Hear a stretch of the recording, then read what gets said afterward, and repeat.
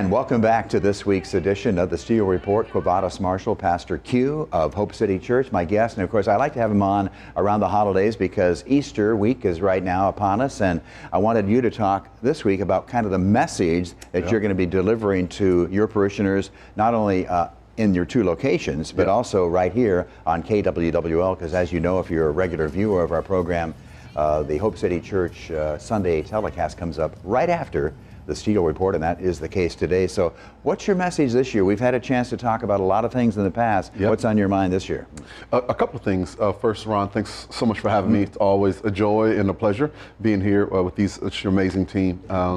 And so this Easter, again, we're back. Every year, Easter shows up, and I think at the perfect time. It's the dawning of spring. There's so much transitioning happening in our lives, in our homes. If you're a spring cleaner, like my wife is, she's throwing away stuff that I like to keep. I know that one. But it reminds me a little bit of the Easter story in that Jesus went into a tomb and came out, and the tomb was left empty. And for me, this Easter, as I think about what does Easter mean for me and for so many people who are watching and just in life, Easter reminds me that not only have everything I've ever done can be forgiven, past, present, future. That hope, that desire, that's timeless. We've all got stuff that we wish we could throw out with our spring cleaning, and because of Jesus, that happens. But not just that. The resurrection, or Jesus rising up from the grave 3 days later, means this: no matter how dead it feels, new life can still be had. So this Easter, I really want to just draw our attention to, no matter where you've been, no matter what you've been through, no matter how bad it's gotten, no matter how bad you've been, forgiveness is available, number one. Number two, because Jesus not only died for us, but he rose again, every dead area of your life can find new life. And now you can live with a freed new purpose. That is the message of Easter, and that's what I'm looking forward to sharing with so many people who'll be watching online and right here at KWWL, and of course at one of our services in Cedar Falls or Waterloo. Yeah, I was going to say, we just, on the news recently, we featured your new location. Now you're over on High Street, that's your older location, but that will stay open. It is. So why don't you talk a little bit about those two locations and where the services will be held. Thanks so much, Ron. So we started our church and we moved over to our High Street location, which is just, sometimes I think you're spying on me because you can see us from. I've got my binoculars. You can see us. And so our High Street location has remained open. It's a vibrant church community right next to East High School. Not only does our Sunday morning church happen there, but we also have what's called a Dream Center. And that's an outreach center for people coming home from prison, children of the incarcerated, people who have food insufficiency, after school programming, mental health counseling is all available at our Waterloo location, and they meet every single Sunday at 9:15 and 11. And then our new location in Cedar Falls, our Cedar Heights building, is open all throughout the week, and we do Sunday morning services there at 9 and 11 a.m. So this Easter, we've got 6 services in 2 locations. So we've got a Saturday night service on the 30th, and then we've got an 8:30, a 10, and an 11 o'clock service in Cedar Falls. So 5 p.m. Saturday, and then Sunday morning, 8:30, 10, 11:30, and then in our Waterloo location, we've got a 9:15 service and an 11 a.m. service. It's going to be absolutely amazing. We would love it. For those who are watching, if you don't watch the service after the Steel Report, you could come in person and join us for one of those services. And certainly as Easter comes around, we understand this is the Christianity. This is the yearly. We understand there are so many other religions that don't recognize Easter, and that is absolutely fine. But it seems to me like your message also always resonates to everyone, not just particularly Christians or any other particular religion. I think that there's something within all of our hearts that we realize that life as it is could be better. And for people of faith, no matter what faith you subscribe to, that faith journey tells you that if you do these things or if you believe these things, then you can begin to experience life in the way that it was intended to be. As followers of Jesus, we just say that Jesus is provided that way. He says, I'm the way, the truth, and the life. And I think one of the reasons that our messages are able to resonate with a broad spectrum of people, it's because we're all human having a human experience. A friend once said to me, those things that are the most personal, they're also the things that are the most universal. So you could be a Christian, a Buddhist, an atheist, and still know the pain of grief of losing a child prematurely, or know the struggle of battling chronic illness, or trying to get free from an addiction. It doesn't matter what faith you prescribe to. In those moments where what you're really looking for is some help, is an answer, is some comfort, and most of the time, at some point in your life, a sense of absolution or forgiveness. And so that's true for all human beings. And I think that's one of the reasons why our messages resonate with so many people, because it's just, we're people. No matter what building we go into on Sunday morning, we're just people still. Yeah, and you mentioned a few religions, and of course the month of Ramadan is underway right now. It We is. still have the crisis in Gaza after the attack by Hamas Yep. on Israel Yep. on October 7th. We were talking about that during Yeah, Christmas. we were. Unfortunately, there are still hostages being held, Yes. and hopefully the ceasefire will be coming, but Yeah. it hasn't. Yeah. It hasn't yet, and I think that's the complexity of what it just means to be people.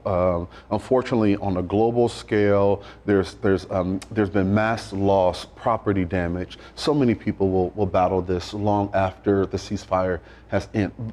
But the truth is, we grew, when I grew up at least, we played King of the Hill, and and so there's something, I think, with us humans. At times we take our aggression out on each other and we hurt each other, and sometimes that happens on the playground, and unfortunately sometimes that happens with whole countries warring with one another. I think what we've seen, though, even coming from the Biden administration, the support for Israel is there, but they're also very, very concerned about the innocent loss of life, and I'm concerned about that, and I'm sure you are absolutely. too.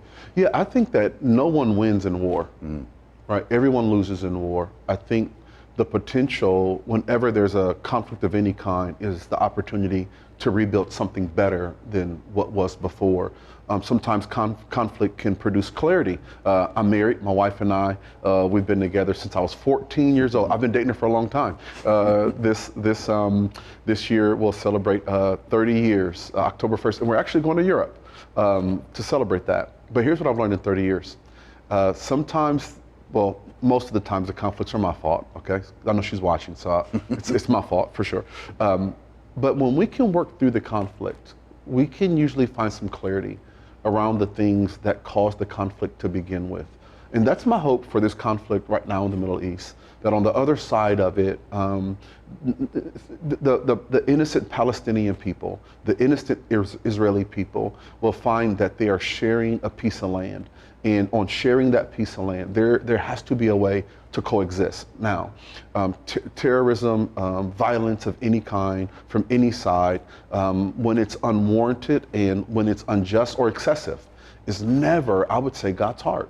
But at the same time, justice demands that we protect those who are innocent, those who've been the victims of someone else's aggression. So my hope is that one day in my lifetime, Ron, I'm praying that there'll be peace in the Middle East. Mm-hmm. Yeah. What does the Bible say about that? And what does the Bible say, if anything, about a two-state solution? Yeah, that's a great question. Mm-hmm. That's a great question. A pretty complex question. Knowing that not everyone follows the Bible. No, that's right. That's right. Yeah. And so there's a biblical precedent and kind of perspective to what's happening in Israel, and then there is the social, historical, geopolitical side of what's happening in Israel. The Bible has a lot to say about the land itself and the people who live in the land. And so I would subscribe to a biblical worldview that says the Jewish people are the descendants of a man named Abraham. And the Bible records God as promising this man, Abraham, some land. Mm-hmm. That's why we call it the promised land. It was promised to a group of people. The Bible also says there's a way in which the Jewish people should treat their neighbors who live in that land. And one of the reasons is because in the Bible, you see at one point Israel, they were slaves in Egypt. And God says, remember how you were treated when you weren't the majority power and how horribly they behaved towards you. Don't do that when other people live among you. And so I would say the land historically, biblically belongs to that group of people. Socially, how they interact on the land is another conversation. I do think that there is a way for peaceful coexistence, even now. The idea of a two-state solution. I know it's getting a little more deeper here, but Palestinians have rights in Israel. They can vote. They are a part of the political process.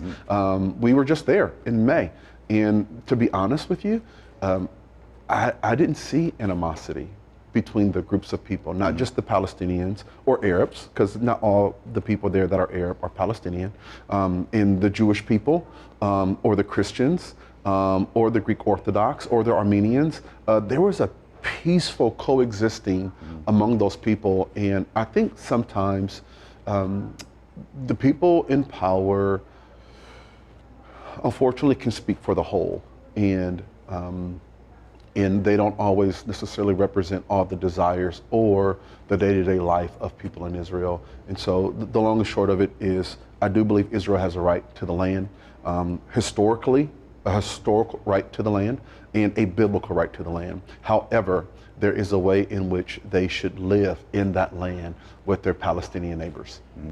When you look at what's happening here in Iowa and around the country, what concerns you most? One of the greatest concerns I have right now is we've lost the art of listening.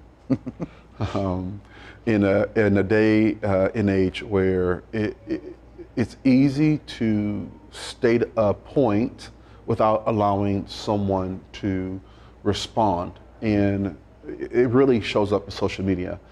Social media is horrible for dialogue, and I can throw my point of view out there, and what happens with the algorithm is that it creates echo chambers. And so I only see news feeds from people who have my same political leaning or people who have my same shared interests. And we're losing the beauty of playing outside and hearing each other's story, meeting people at the park, meeting people around the pool. And so some of our social norms are being compromised. Why is that important? Because we're human beings. We're not just human doings. We're not just people who produce and are busy, but we're actually called to relate to one another.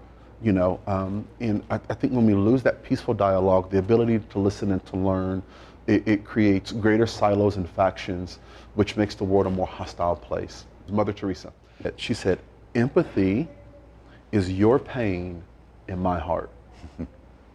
And I think the world would be a better place if we just walked a mile in somebody else's shoes.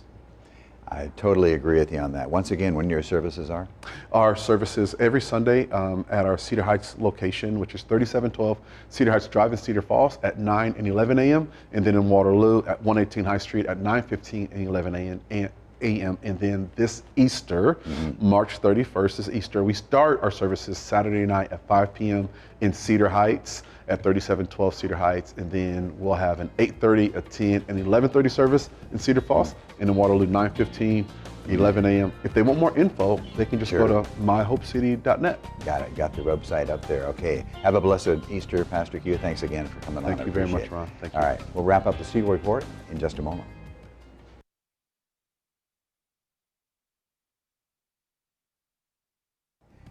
And welcome back as we wrap up yet another edition of the Steele Report. As always, we hope you have a wonderful Easter coming up. Thanks for watching. Be sure to check out all of our programs on kwwl.com. We'll see you next week.